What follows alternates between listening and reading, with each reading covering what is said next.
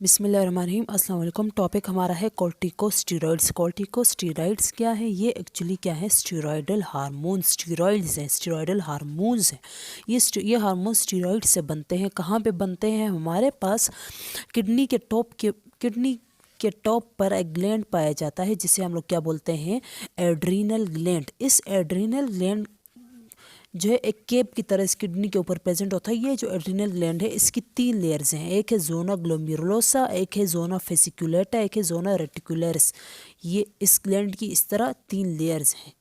ये zona glomerulosa है, ये फेसिकुलेटा है और ये मिड वाला ये क्या है? रेटिकुलरिस। ये जो जोना ग्लोमेरुलोसा है ये सिक्रीट करता है ग्लूकोकॉर्टिकॉइड्स। जोना फेसिकुलेटा क्या सिक्रीट करता है? मिनरेलोकॉर्टिकॉइड्स। जबकि जोना रेटिकुलरिस क्या सिक्रीट करता है? एंड्रोजन्स। एंड्रोजन्स क्या है? सेक्स हार्मोन्स हैं। ये एड्रीनल ग्लैंड जो है ये जो हार्मोन सिक्रीट करता है ये मतलब कैसे सिक्रीट करता है? इसको कौन सिग्नल देता है? हमारे पास क्या है? कोर्टिकोट्रोपिन रिलीजिंग हार्मोन। ये कौन सिक्रीट करता है? हाइपोथैलेमस मैसेज देता है किसको? पिट्यूटरी ग्लैंड के एंटीरियर लोब को। यहाँ पे कोर्टिकोट्रॉफ सेल्स प्रेजेंट हैं। ये सेल्स क्या रिलीज करते हैं? एड्रीनोकोर्टिकोट्रोपिक हार्मोन। ये हार्मोन जाके एड्रीनल ग्लैंड को मैसेज देता है कि क्या रिलीज करो? ग्लूकोकॉर्टिकॉइड्स, मिनरेलोकॉर्टिकॉइड्स एंड एंड्रोजन्स वगैरह।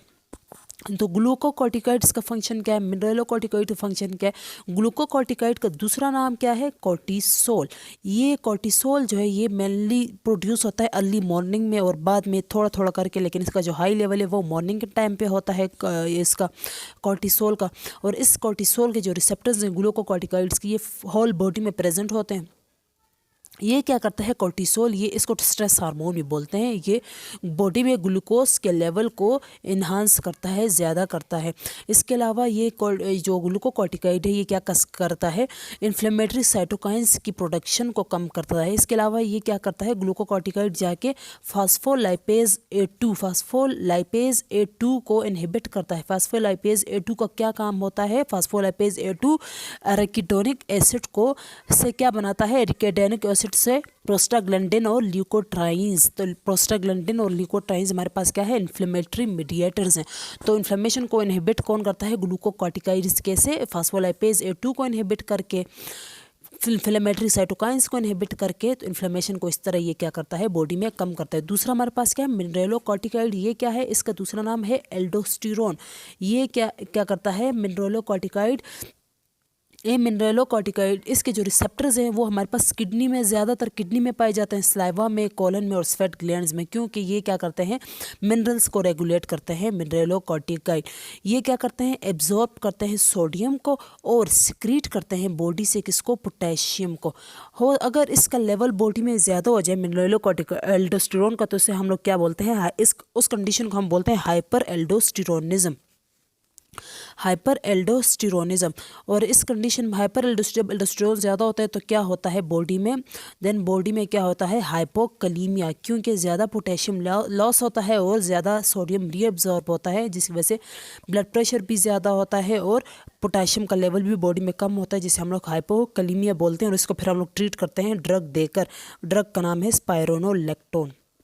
अब हम लोग कॉर्टिकोस्टेरॉइड्स के हम लोग क्या पढ़े? बॉडी में अब क्या हो गया है? मसला हो गया है, या तो कॉर्टिकोस्टेरॉइड्स हमारी बॉडी में अब कॉर्टिकोस्टेरॉइड्स नहीं बन रहे, तब भी डिजीज़ की कंडीशन है, या फिर कॉर्टिकोस्टेरॉइड्स बन रहे हैं, बहुत ज़्यादा बन रहे हैं, तो उसको हम लोग कैसे ट्रीट करेंगे?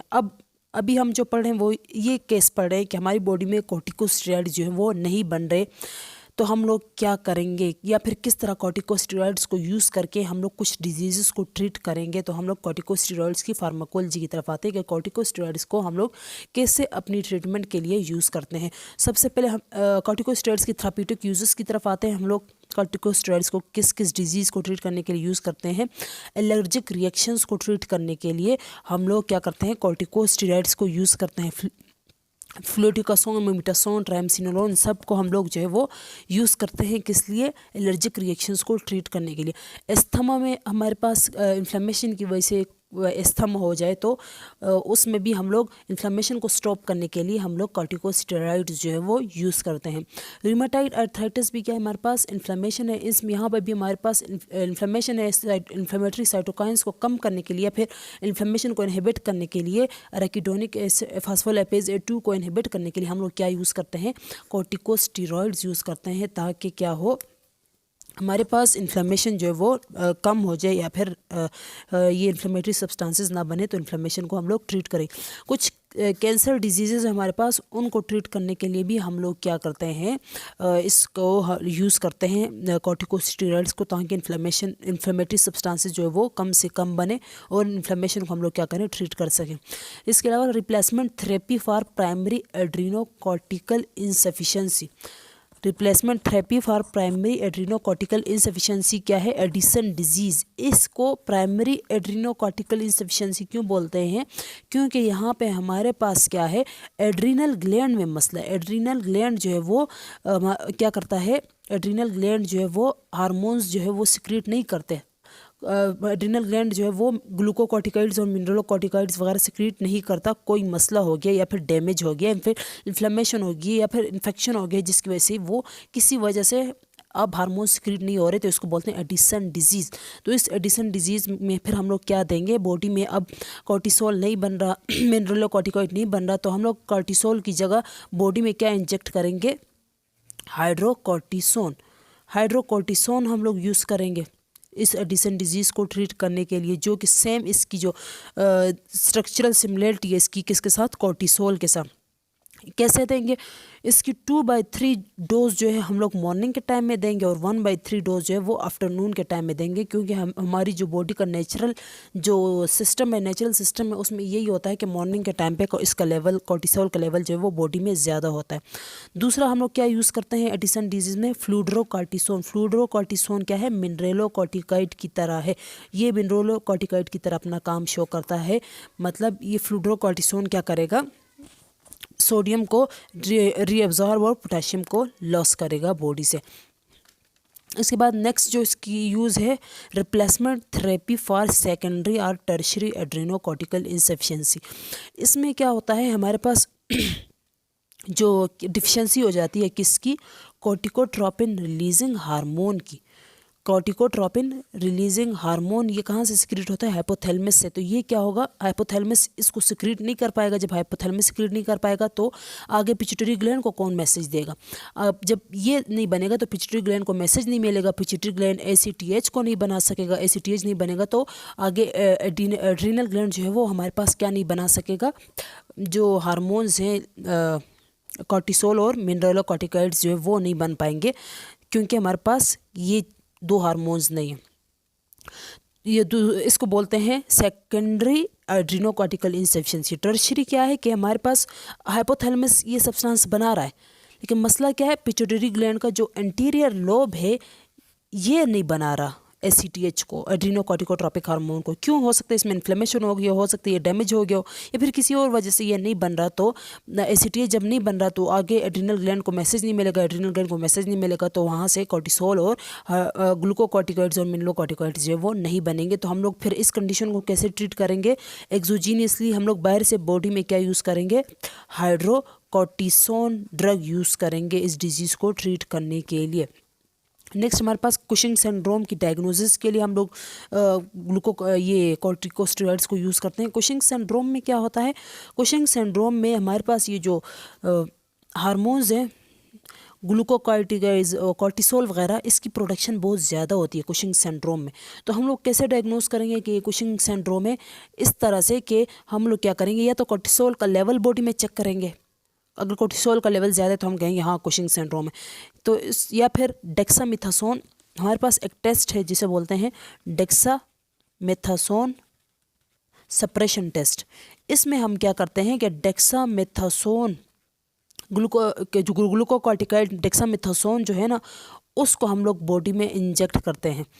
तो इससे क्या होगा, डेक्सामेथासोन को जब बॉडी में इंजेक्ट करेंगे तो ये डेक्सामेथासोन जो है क्या करेगा, जो नॉर्मल पेशेंट बंदा होगा उसमें ये क्या करेगा, इनहिबिट करेगा किस चीज़ को, ग्लूकोकॉर्टिकॉइड को। लेकिन अगर बंदे को कुशिंग सिंड्रोम है तो उसमें ये डेक्सामेथासोन ग्लूकोकॉर्टिकॉइड्स को इनहिबिट नहीं कर पाएगा। अगर बंदा नॉर्मल है, अगर उसका एड्रिनल ग्लैंड सही है तो उसमें जाकर डेक्सामेथासोन क्या करेगा, सप्रेस करेगा एड्रिनल ग्लैंड्स की प्रोडक्शन को, कॉर्टिसोल की प्रोडक्शन को। अगर बंदा ठीक नहीं है, कुशिंग सिंड्रोम उसको, तो उसमें जाके ये डेक्सामेथासोन कॉर्टिसोल की प्रोडक्शन को सप्रेस नहीं कर पाएगा तो हमें पता लग जाएगा इसको कुशिंग सिंड्रोम है। नेक्स्ट हमारे पास क्या है, replacement therapy for congenital adrenal hyperplasia. इस में हम लोग कॉर्टिकोस्टेरॉइड्स को यूज़ करते हैं। कंजेनिटल एड्रिनल हाइपरप्लेजिया क्या है, एक्चुअली एक ग्रुप ऑफ डिजीज़ है जिसमें क्या होता है एंजाइम में डिफेक्ट्स आ जाता है, जिसकी वजह से मतलब एड्रिनल स्टेरॉइड हार्मोन्स जो है वो एक से ज़्यादा जो है वो बनना स्टार्ट हो जाते हैं, जिसकी वजह से हमारे पास यहाँ पे जो एंड्रोजन्स है ना, एड्रिनल ग्लैंड एंड्रोजन्स भी बनाता है। मेन एंजाइम्स में कुछ ऐसा डिफेक्ट आ जाता है कि बहुत ज़्यादा हमारे पास एंड्रोजन, ये जो सेक्स हार्मोन्स है, बहुत ज़्यादा बनना स्टार्ट हो जाते हैं, जिसकी वजह से क्या होता है, जिसकी वजह से फीमेल्स में क्या हो जाता है, विरिलाइजेशन, फीमेल्स में विरिलाइजेशन हो जाती है। क्यों? ओवर प्रोडक्शन ऑफ एंड्रोजन्स की वजह से। तो इसकी ट्रीटमेंट के लिए हम लोग क्या करेंगे, इस एंड्रोजन्स को इनहिबिट करने के लिए हम लोग क्या देंगे, कॉर्टिकोस्टेरॉइड को बॉडी में एडमिनिस्टर करेंगे। जब कॉर्टिकोस्टेरॉइड को बॉडी में एडमिनिस्टर करेंगे तो वो क्या करेगा, फीडबैक मैकेनिज्म के ज़रिए क्या करेगा, सप्रेस करेगा किस चीज़ को, कॉर्टिकोट्रोपिन रिलीजिंग हार्मोन को और एड्रीनोकॉर्टिकोट्रोपिक हार्मोन को। ये कॉर्टिकोट्रोपिन रिलीजिंग हार्मोन कौन सिक्रीट करा था, हाइपोथैलेमस, और ये कौन सिक्रीट करा था, पिट्यूटरी ग्लैंड। जब ये दोनों इनहिबिट होंगे तो एड्रीनल ग्लैंड को सिग्नल नहीं मिलेगा, एड्रीनल ग्लैंड को सिग्नल नहीं मिलेगा तो एड्रीनल ग्लैंड जो है वो एंड्रोजन्स को सिक्रीट नहीं कर पाएगा। तो इस तरह बॉडी में हार्मोन का लेवल क्या हो जाएगा, मेंटेन हो जाएगा। नेक्स्ट जो इसका यूज़ है वो हम लोग इसको यूज़ करते हैं relief of inflammatory symptoms. Inflammatory symptoms हमारे पास लाइक ये अस्थमा में यूज़ होता है, आर्थराइटिस में भी ये जॉइंट्स इन्फ्लेमेशन होती है। तो इन्फ्लेमेशन में क्या होता है, साइटोकाइंस इन्फ्लेमेटरी मेडिएटर्स बहुत ज़्यादा बनते हैं ना, तो उसको इनहिबिट करने के लिए हम लोग क्या देते हैं, कॉर्टिकोस्टेरॉइड्स। तो कॉर्टिकोस्टेरॉइड्स क्या करेगा, इन्फ्लेमेटरी सब्सटेंसेस को इनहिबिट करेगा। तो इस तरह हमारे पास हम डिजीज़ को ट्रीट कर पाएंगे। इसके अलावा IBD जो इन्फ्लेमेटरी बाउल डिजीज़ में हम लोग इसको यूज़ करते हैं, उसमें भी इन्फ्लेमेटरी साइटोकाइंस की प्रोडक्शन ज़्यादा हो जाती है।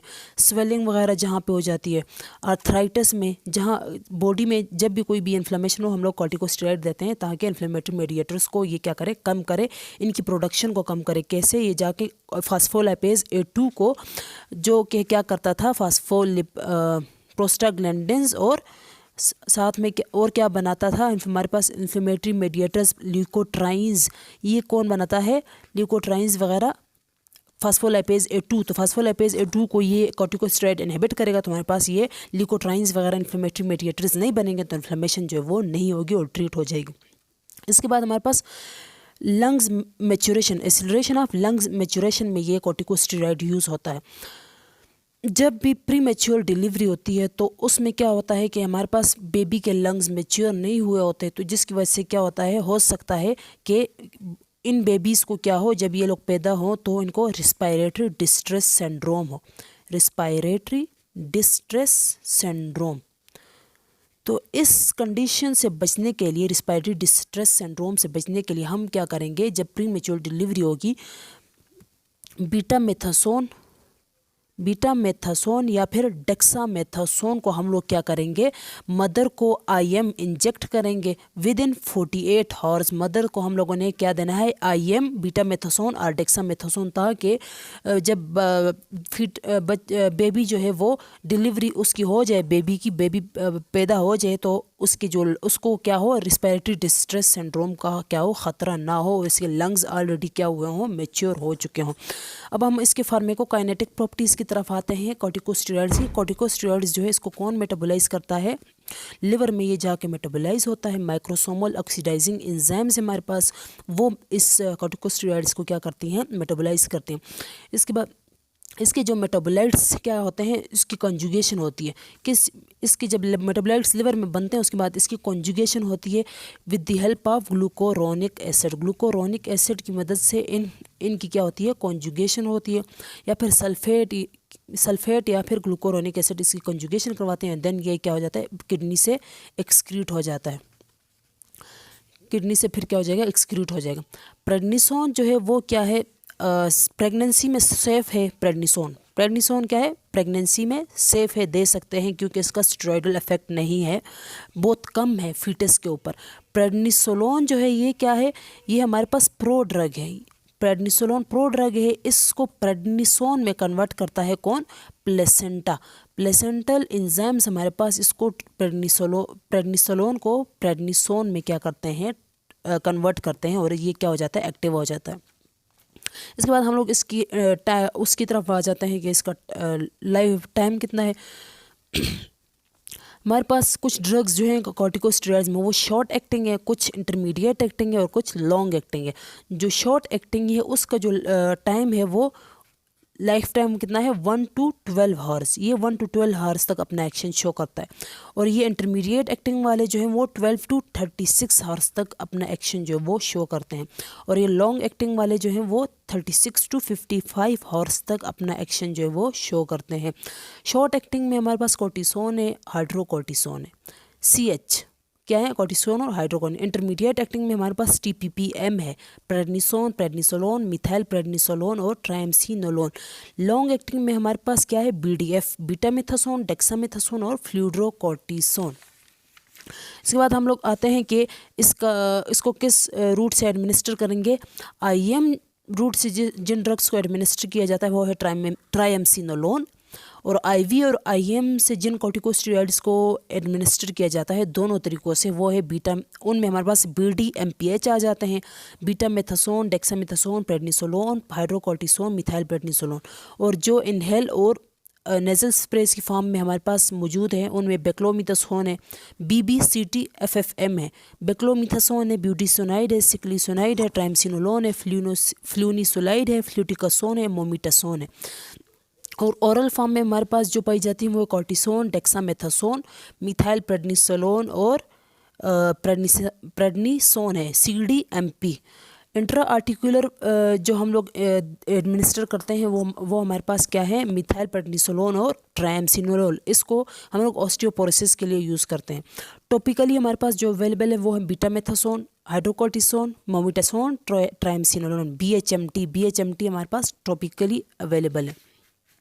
इसके बाद ये तो इसकी फार्माकोकाइनेटिक प्रॉपर्टीज़ थी। इसके बाद हम लोग आते हैं किसकी तरफ, एडवर्स ड्रग रिएक्शन की तरफ, कि हमारे पास इन ड्रग्स की, कॉर्टिकोस्टेरॉइड्स की एडवर्स ड्रग्स रिएक्शंस क्या हैं। ये कॉर्टिकोस्टेरॉइड्स क्या काज करती हैं, ऑस्टियोपोरोसिस काज करती हैं। ऑस्टियोपोरोसिस क्यों काज करती हैं, ये क्या करती हैं, बोन ग्रोथ को रिटार्ड करती हैं। क्योंकि ऑस्टियोपोरोसिस इस तरह काज करती है, ये इंटेस्टाइन से कैल्शियम को एब्जॉर्ब नहीं होने देती। जब कैल्शियम एब्जॉर्ब नहीं होगा, कैल्शियम बॉडी में नहीं होगा तो हमें पता है कि कैल्शियम का रोल है बोन फॉर्मेशन में, बोन को स्ट्रॉन्ग बनाने में। तो कैल्शियम एब्जॉर्ब नहीं होगा तो क्या होगा, बॉडी में कैल्शियम कम, तो ऑस्टियोपोरोसिस होगी। तो और ये क्या करेगा, जाके इनहिबिट करेगा बोन की फॉर्मेशन को, डिक्रीज करेगा सेक्स हार्मोन की सिंथेसिस को। इसके अलावा ये क्या करता है, कॉर्टिकोस्टेरॉइड्स क्या करते हैं, हाइपरग्लाइसीमिया काज करते हैं। क्योंकि हमें पता है कि कॉर्टिसोल और ये जो कॉर्टिकोस्टेरॉइड्स हैं ये क्या करती हैं, ग्लाइकोजन को ग्लूकोज में कन्वर्ट करती हैं, जिसकी वजह से हाइपरग्लाइसीमिया हो जाता है। इसके अलावा ये कैटरेक्ट्स काज करती है, आई में कैटरेक्ट्स काज करती है, हाइपोकैलीमिया काज करती है क्योंकि ये पोटाशियम को ज़्यादा एक्सक्रीट आउट करती हैं और सोडियम को ज़्यादा एब्जॉर्ब करती हैं, जिसकी वजह से हाइपोकैलीमिया का ख़तरा हो सकता है। हाइपरटेंशन काज करती है, कॉर्टिकोस्टेरॉइड्स हाइपरटेंशन काज करता है और एडिमा काज करता है, बॉडी में फ्लूइड की एक्यूमुलेशन हो जाती है। इसकी वजह से HPA एक्सिस क्या हो जाता है, सप्रेस हो जाता है। जब हम लोग क्या करेंगे, सडनली कॉर्टिकोस्टेरॉइड्स की यूज़ को इनहिबिट करेंगे तो क्या होगा, हमारे पास जो HPA एक्सिस है, HPA एक्सिस ये क्या हो जाएगा, इनहिबिट हो जाएगा। ये क्या है, hypothalamic pituitary adrenal axis. Hypothalamic pituitary adrenal axis क्या हो जाएगा, इनहिबिट हो जाएगा। तो हमारी बॉडी में एड्रीनल इंसफिशियंसी हो जाएगी। एड्रीनल ग्लैंड जो है वो हार्मोन को सिंथेसाइज नहीं कर पाएगा क्योंकि वो पहले डिपेंडेंट था इन ड्रग्स के ऊपर। अब ड्रग्स हम लोगों ने जब रिमूव कर दी तो अब ये एड्रीनल ग्लैंड से क्या हार्मोन्स नहीं बनेंगे, तो इसकी वजह से एड्रीनल इंसफिशियंसी हो सकती है, एडिसन डिजीज़ हो सकती हैं और भी बहुत सारी डिजीज़ हो सकती हैं। तो ये इसके क्या है, एडवर्स ड्रग